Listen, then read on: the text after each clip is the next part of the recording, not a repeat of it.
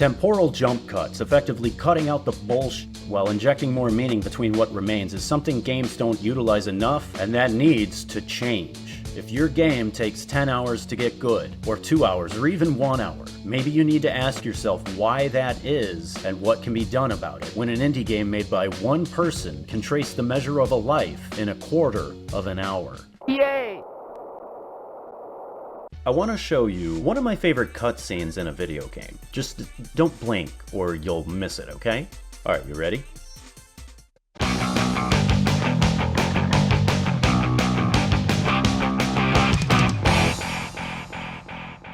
Nine frenetic seconds is all it takes to perfectly set up Mr. Sandman, the final boss in Punch-Out for the Nintendo Wii. A wrecking ball of a boxer who easy-bake ovens every opponent you just struggled with over the last several hours through the devastating arc of a wicked left hook.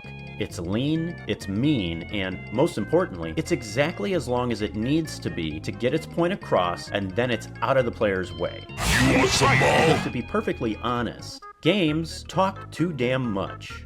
Now that might sound strange coming from a former screenwriter who thinks Uncharted 4 is the bee's knees. A video's still coming, I'm just taking my time with it. But lots of games have a real problem with editing out unnecessary fluff, whether it's due to a sunk cost fallacy unwillingness to cut hundreds of man-hours and millions of man-dollars in order to strengthen the overall product, or an unrealistically accelerated development cycle that leaves no time for assessing what works and what doesn't as an all-too-soon release date inexorably approaches, or simply your old run-of-the-mill time-honored lack of understanding basic storytelling principles. Whatever the reasons, the end result is game after game after game, unable to cram an oversized square peg of a story into the round-hole experience they wish to deliver. I'm looking for cats. This sucks.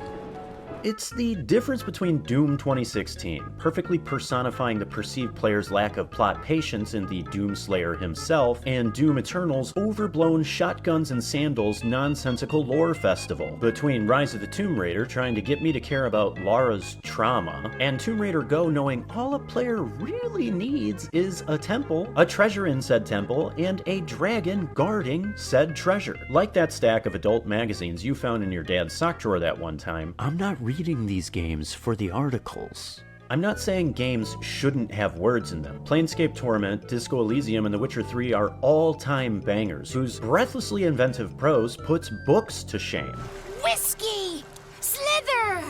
Ringworm! Nor am I saying games need to be fast-paced or have short runtimes, as I practically moved my furniture into Red Dead Redemption 2. It didn't help to pick out new curtains, but I am saying games need to be much more aware of the effect their Encyclopedia Britannica-sized scripts can have on that specific game's overall feel. Hell, even Bugsnax talks too much, and that's a game about catching bugs that also look like snacks. What more needed to be said? I know this mostly comes down to a matter of taste, which is ultimately subjective, and whatever else conciliatory phrases I need to say to try and hedge some comments off at the pass. Yada, yada, yada. Though, who am I kidding? They're already typing them anyway. But when it comes to trimming the fat, video games could stand to learn a bit more from the movies. I know. Gamers hate it when their beloved pastime is compared to cinema thanks to a crippling mass inferiority complex, but before you click away, just hear me out. To illustrate my point on how games could and should take more cues from movies, let's compare Until Dawn, a AAA photorealistic interactive high school slasher film that is directly inspired by cinema, but not in the right ways, to the work of Blendo Games, who have made 3 titles as indie as it gets that set and kept the gold standard on how impactful editing in video games can really be. Until Dawn, released for the PlayStation 4 in 2015, is most remembered as that game starring future Oscar winner Rami Malek, but to me will always be that game starring future Cheyenne from Superstore, Nicole Sakura. Have you guys heard the new Fetty Wap song? We're not talking about music! And if you haven't watched Superstore, what are you even doing with your life? In an attempt to be an interactive movie, Until Dawn allows the player to take control of the action, like check for clues, shoot guns, wander around dark hallways, pick up weird collectibles, and push buttons. Ashley. Now you're supposed to let go of the button. Ash. Ashley, my girl, enough fucking around. Let the button go. The player also makes key decisions at critical moments that will determine which of the cast members lives or dies, thanks to the butterfly effect system, explained in the opening cutscene, which is fancy corporate speak for choose your own adventure, which, that's been around since 1979, but if we're to judge Until Dawn on looks alone, it succeeds at what it sets out to do. It remains an impressive-looking game to this day, with characters who dance on the right side of the uncanny valley, even in the pause menus that let you do this for some reason, and the developers seem to have passed Filmmaking 101. The cinematography, lighting, costume design, and cheesy dialogue are all in line with what you'd expect from a classic teen slasher. So did I go down? I don't think so. I think you'd know so if I did. But there's one critical aspect of movie making that it doesn't take to heart: judicious, purposeful editing. Put simply, it takes far too long for this interactive teen slasher to start slashing some teens. The game opens on a moonlit cabin in the mountainous woods stuffed full of partying teenagers who play a prank on Hannah. Hannah being Josh's sister and Beth's twin, and Hannah's into Mike, but Mike's dating Emily and, you know what? It don't matter. None of this matters. Long story short, Hannah runs off into the woods. Beth goes after her, both are spooked by a masked figure and then fall to their death. Fade out to a therapy session with Peter Stormare doing that thing all professional film actors do when they motion capture for a video game. Become acutely aware of how their flesh tendons connect to their facial tissue and act it out for all of us to see. Ow. Peter? What are you doing with your face, Pete? You don't got a better take than that in you? No? Alright. It's in the can then. Wait, Ashley, you're still— let go of the butt! We then cut to the opening titles with a nice little cover of that one song from Oh Brother Where Art Thou. Oh, dead. And creepy imagery of medical equipment and old dolls and stuff. You know, scary stuff. Cut to Sam on a bus headed back to the cabin as she listens to a local news report on the 1-year anniversary of the twins' death and how the murders have never been solved. Sam then switches over to a message from Josh, welcoming everyone back to the cabin, and, in the very definition of a double beat, addresses his sister's deaths, which the radio show just talked about. One of these, the radio broadcast or the message from Josh, could have been cut. I mean, this whole opening scene should have been cut, and Josh's speech moved to when everybody's at the cabin. But that would require us to get to the cabin in less than an hour's time, and we're not ready to have that conversation yet. Then, after Josh declares they're going to Party like we're fucking porn stars. it goes back to the opening title song.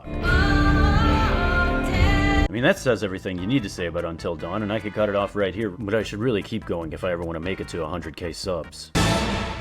After the opening titles, Sam gets out of the car and the player engages with Until Dawn's main gameplay verb, walking.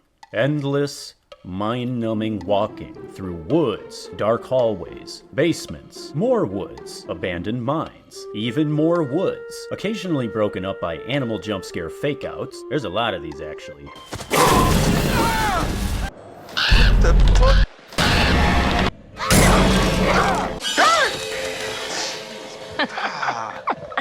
Crap, that thing freaked me out. Or when your character loses all sense of direction after a camera angle change because the game doesn't use tank controls. In a movie, all this walking and all but 1 or 2 of the animal jump scares would have been left on the cutting room floor, but because Until Dawn is a video game, the player has to have something to do or else they'll get bored, even if the task they're given itself is boring. But something scary also has to happen while they're doing it, or else why play an interactive horror movie at all? So we cross paths with every last animal that lives in the forest. Much like a player who wants to get everyone killed, Until Dawn seems hell-bent on making all the wrong cinematic choices, which in turn stretches its runtime past the breaking point. Sam then meets up with Chris just after the player decides whether to snoop through his phone or not, triggering a reminder of the butterfly effect and how it will influence certain events. Chris then does some target practice for no reason other than video game tutorial, can choose whether or not to shoot a squirrel, and Sam gets attacked by a bird. What's with the animals in this game? They then get on a cable car where Chris explains, for the 3rd time now in case you weren't paying attention, Butterfly effect.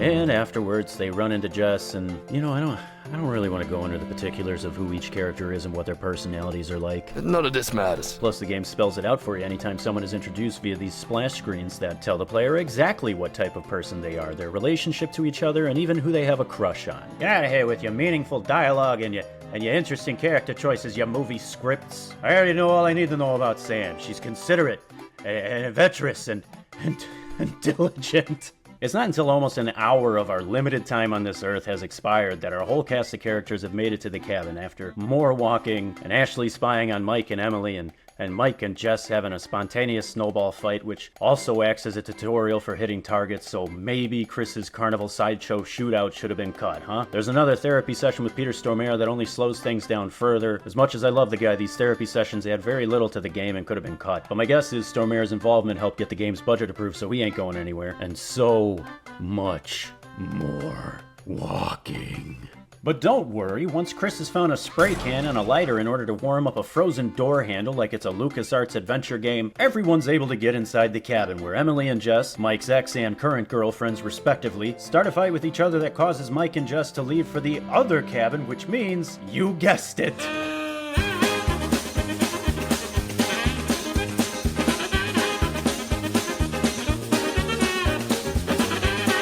I'm gonna skip way ahead and tell you that shit doesn't really go down for another 30-40 minutes before Jess is ripped from their cozy little love shack. All told, we're looking at about 120 minutes, 2 whole hours before Until Dawn, the interactive teen slasher movie, actually gets around to slashing teens. Only nope, that was a lie, because right after Jess is snatched, we cut away to Chris and Ashley, who search for Josh after he stormed out of a seance that may or may not have contacted his dead sisters and...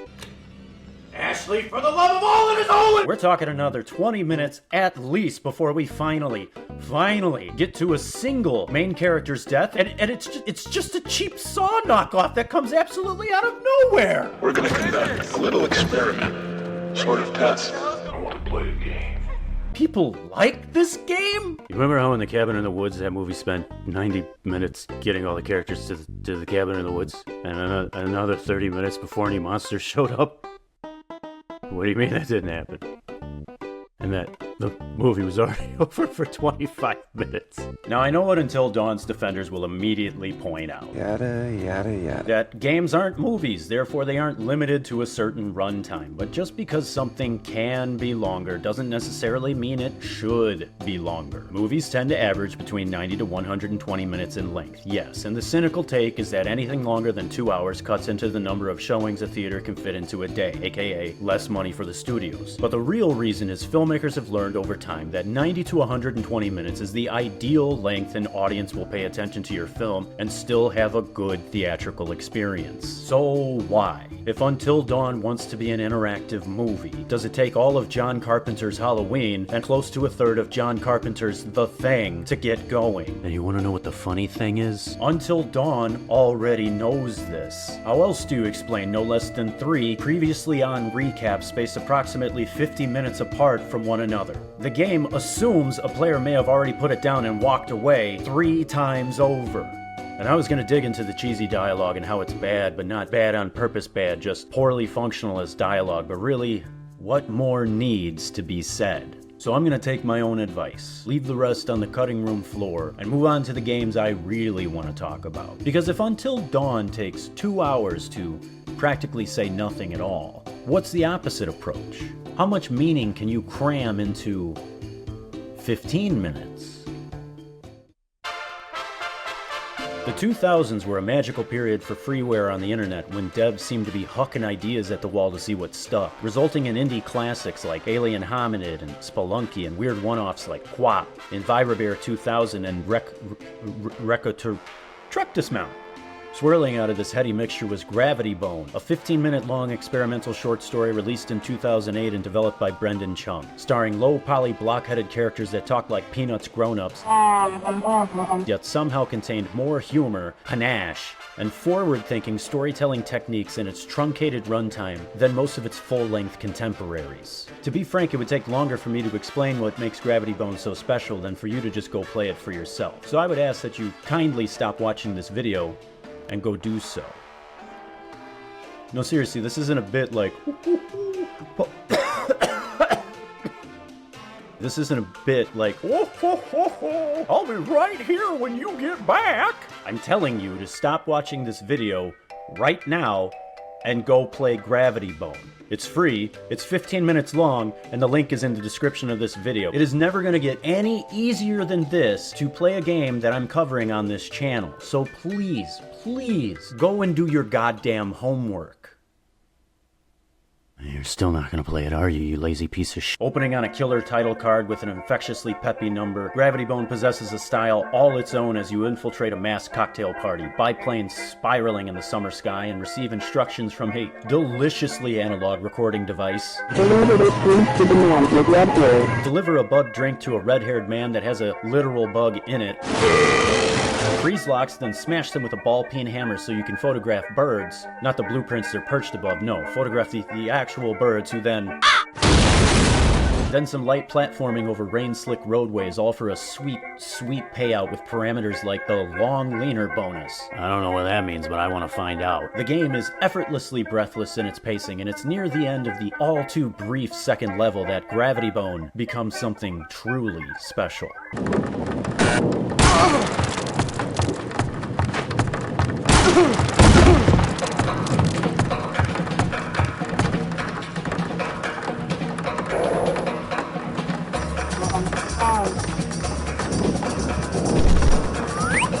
You chase after the femme fatale as a wonderfully playful music track sets a caper-like tone, and man, this chase just has so many great moments, like dodging out of the way of oncoming trains, a smoke break as another train passes, literally crashing a dinner party. There's just so much stuffed into this tiny sequence until you're around the corner and...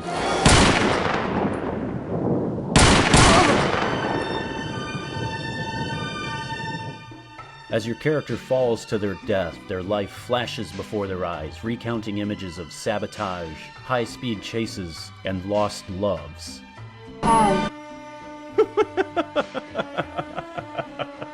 Your inevitable concrete embrace is then symbolized through an international foot race finish line.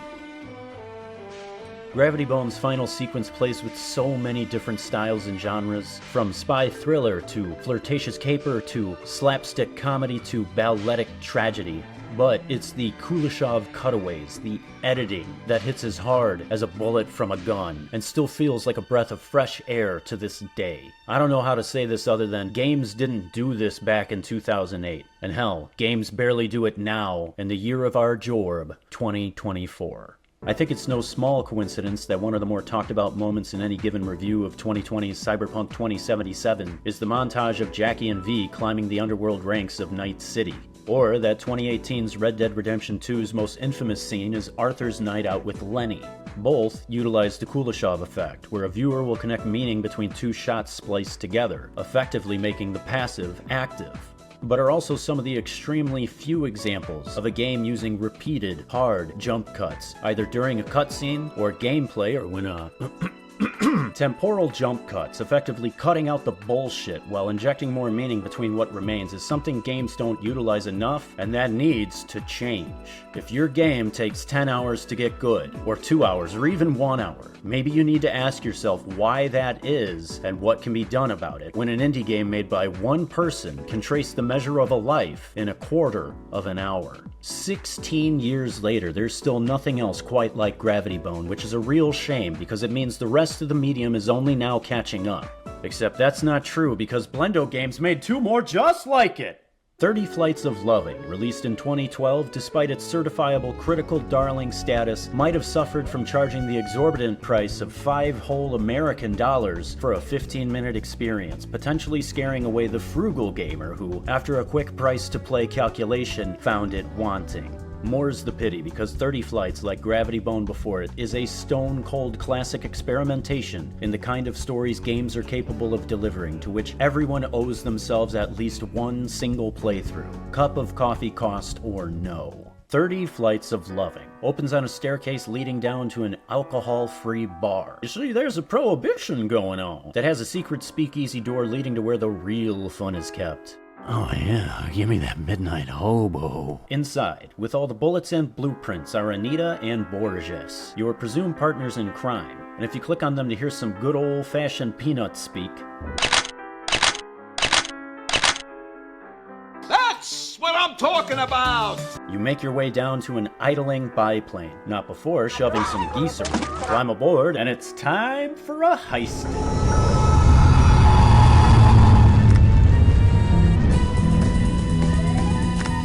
Clearly, something's gone wrong during this heist, but what?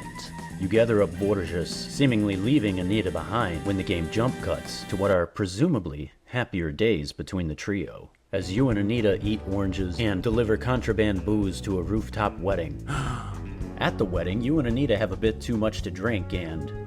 Wow! Then you follow Anita back to the apartment for the titular 30 Flights of Loving. All while the present situation at the airport grows more and more dire, culminating in a shootout with weird-ass camera drones that squawk like birds when shot, the tempo increasing rapidly, in a sequence Brendan Chung said was directly inspired by... What is it with great games taking cues from this movie? Almost as if an appreciation of how good cinema works can make a better video game. Kuzma, how did you get in here? Things spiral out of control in the past as well, as maybe you also took the femme fatale from Gravity Bone to bed. Don't do it, she's evil! But you're back in the present being chased by cops. Then you're in the past, riding through the countryside while Anita looks lovingly into your eyes and...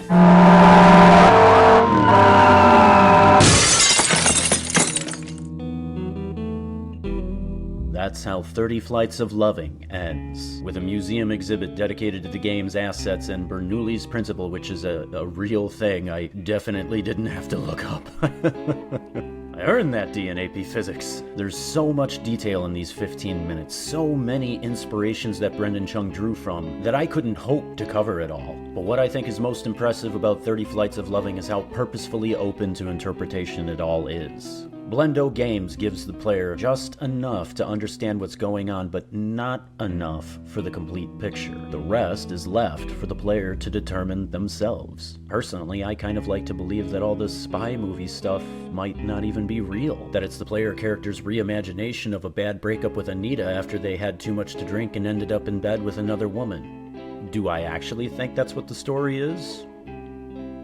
No. But in a medium so hell-bent on explaining every last little plot detail through lore dumps, diary entries, and dialogue, it's wonderful that 30 Flights of Loving can let me choose to believe that. 30 Flights of Loving not only demonstrates how evocative good editing in a game can be, but also how alive a world and its characters can feel when more is left to the imagination. It would be another 4 years before a return to Blendo Games' unique world, but Quadrilateral Cowboy, released in 2016, would prove to be well worth the wait. What sets Quadrilateral Cowboy apart from its short story siblings is that it's around 6 hours long and a real-ass game, revolving around frequent use of your deck. A suitcase-clad console that you huck around, capable of hacking into local networks to control windows, doors, laser grids, pneumatic tubes. It's just a metric fun ton of hucking and hacking. But the real hook to Quadrilateral Cowboy, or Quad Cow as I'll never call it again, is that you have to type all the commands into your deck manually. You know how in Cyberpunk 2077, this is my V by the way, I've nicknamed her Acid O'Neil and I love her. A lot of the gameplay can revolve around quick hacking cameras, people, vending machines, all manner of things, but really it's just choosing from a list of possible actions, or how a good portion of the early game involved acquiring a bleeding-edge tech spider bot. But when you get to use it, all you do is guide the bot from hotspot to hotspot via quick hacking. Well, Quadrilateral Cowboy says nuts to that kid stuff. Let's rip syntax, baby! Puzzles start out very simple, though interacting with security systems through your deck can take some getting used to. Each level comes in 3 parts, introducing a new concept like jump pads or remote-controlled guns, then expands on that idea in 2 different ways before moving on to a completely fresh mechanic in the next set of puzzles. Over the course of the game, as you get more comfortable with your deck, you may go from entering one command at a time to programming out an entire string of commands, hammering return and watching as the magic happens. Unless you misspelled one single word and it all goes to shit. Just like real programming. A common complaint from both critics and users alike is that Quadrilateral Cowboy is too short, not properly taking the time to explore any one idea to its fullest potential, and feeling incomplete as a result. But one, that's an accusation never leveled at a Mario game. It's weird to criticize something for being too much like a Nintendo product, and two, Quadrilateral Cowboy is only as long as it needs to be in order to tell the story it wants to tell. Blendo Games' trademark style is on full display straight from the off as the world's chunkiest portable audio device plays Claire de Lune, while a hoverbike trio roll up on a speeding train garlanded with New Year's streamers welcoming in the far-off futuristic year of 1980.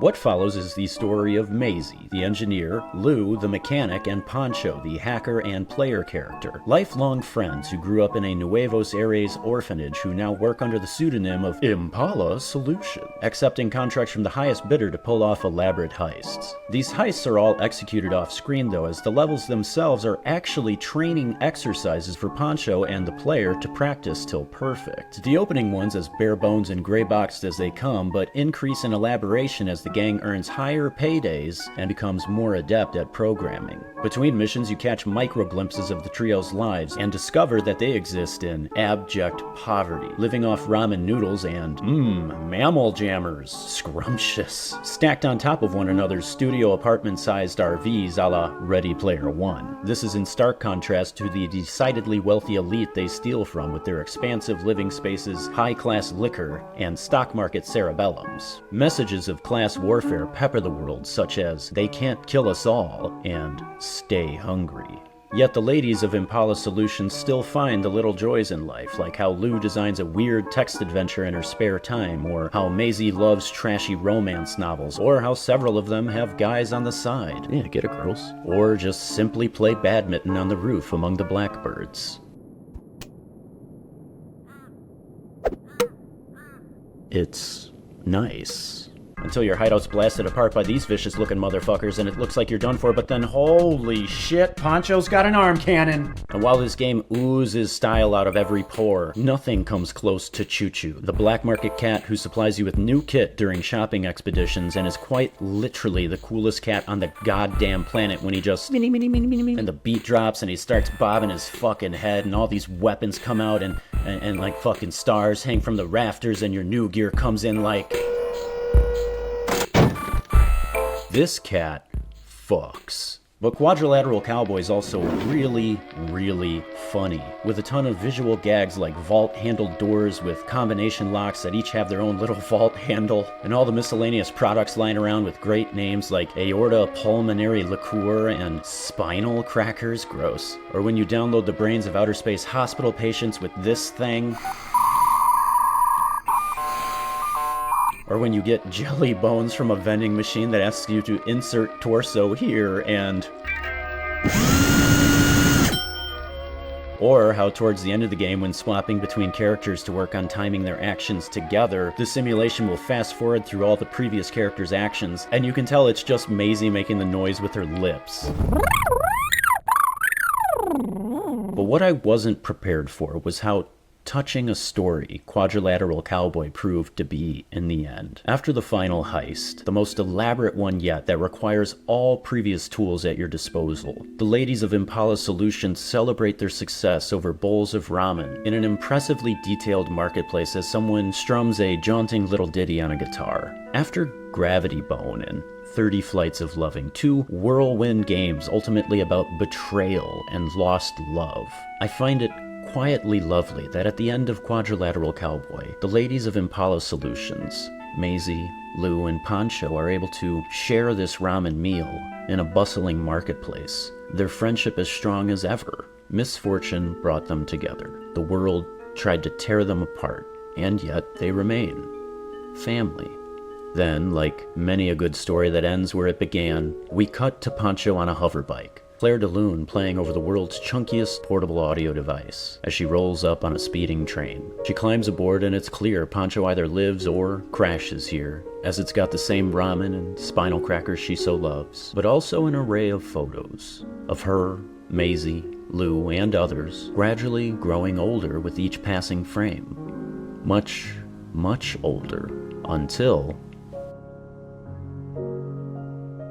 In an overhead compartment, long hidden away, lie all your tools, each one iterated upon and marked by the year they were completed, tracing the decade-plus Impala Solutions remained in business. The small act of straightening cherished, self-incriminating photos, dust motes falling from a lifetime of wet work, speaks volumes without having to say anything. And next to them, a stack of papers nailed to the wall. They're rejection letters from companies Maisie, Lou, and Pancho applied to after finishing night school. Almost an entire year's worth of rejection kept after all this time. Maisie, Lou, and Pancho didn't turn to crime because it was their first choice. They turned to crime because it was their only choice.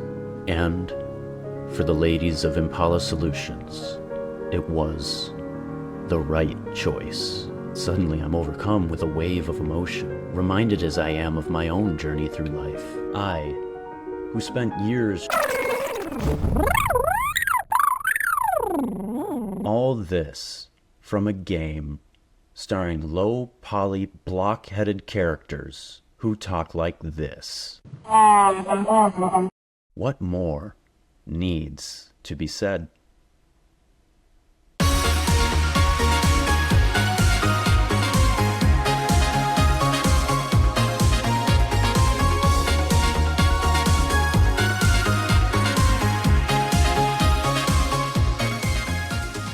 Thank you. Goodbye.